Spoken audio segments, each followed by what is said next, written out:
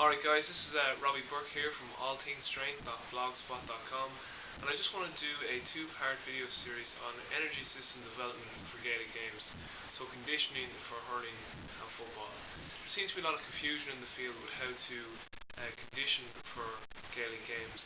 For whatever reason, we seem to do a lot of anaerobic training, even though Gaelic games are predominantly alactic aerobic sports. And hopefully by the end of this video series you will understand what I mean by alactic aerobic.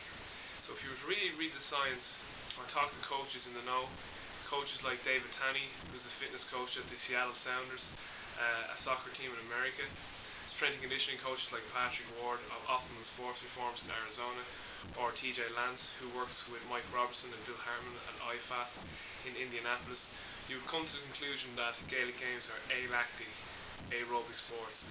And as I said, hopefully by the end of this video series you will understand what I mean by alactic aerobic. So in the first part in this first video, I just want to explain the three energy systems that we use in sport, and from that conclude what are the predominant energy systems that we use in Gaelic games. So the first energy system I want to talk about is the alactic system. This is also known as your ATP-CP system, the adenosine triphosphate creatine phosphate system, but just for the video series I'm just going to refer to it as the alactic system. And the alactic system lasts anywhere from 1 to 10 seconds. Okay, it's short bouts of work at maximum intensities. Okay, so short bouts of work at maximum intensity, that it can last anywhere from 1 second to 10 seconds. Usually within a match or training it would last from 5 seconds to 10 seconds. So think of things like accelerating, change of direction, blocking, tackling an opponent, getting the ball ahead of your opponent and taking them on to lay it off to a teammate, or taking your opponent on for a score, things of that nature. So the alactic energy system is bouts of work done for about 5 to 10 seconds at maximum intensity. Okay, if you were to continue on after that 10 seconds, you would start to tap into what's known as the anaerobic energy system, and the anaerobic energy system can last from 10 seconds or more, from anything up to 90 to 120 seconds, so about 2 minutes or more. Okay, so think of things like shoulder runs and other things of this nature. If you were to go on past this 2 minutes or more, your intensity will begin to drop, as you can't maintain you can't maintain maximum intensity for very long periods of time, and you will start to use what's known as the aerobic system. And the aerobic system lasts forever. It's the main energy system we use in day-to-day life, so when we're walking, reading, watching television, watching the internet, and it's also the main energy system we use to recover in between bouts of maximum intensity.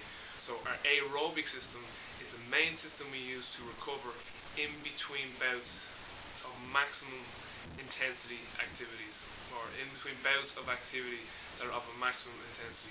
So our aerobic system recovers our alactic system, okay? And again, our alactic system is bouts of activity that last anywhere from 5 to 10 seconds of maximum intensity. Okay, so from that we would conclude then that Gaelic games are alactic aerobic sports predominantly, and not anaerobic sports. So we need to question, why do we do so much anaerobic training when Gaelic games are alactic aerobic sports? Now there is this argument that doing anaerobic training will improve your aerobic system, and this is true, it will. But doing anaerobic training alone will not improve our alactic system, okay?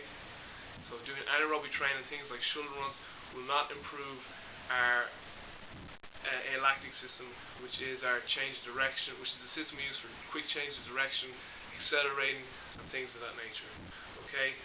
And another point about doing anaerobic training to improve the aerobic system, and this is something Patrick Ward brought to my attention, and this is a very good point, is doing anaerobic training takes a lot of recovery from your body, where just doing aerobic training to make the aerobic system stronger doesn't take so much to recover from. And in fact, you can do aerobic training on your recovery days to also enhance recovery, while also simultaneously improving the aerobic system.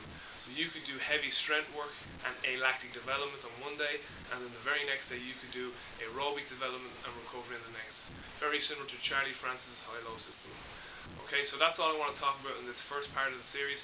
In the second video, I'm going to talk about how we would periodize this into a energy system development program for Gaelic games. So how would we optimally condition the alactic and aerobic system for Gaelic games?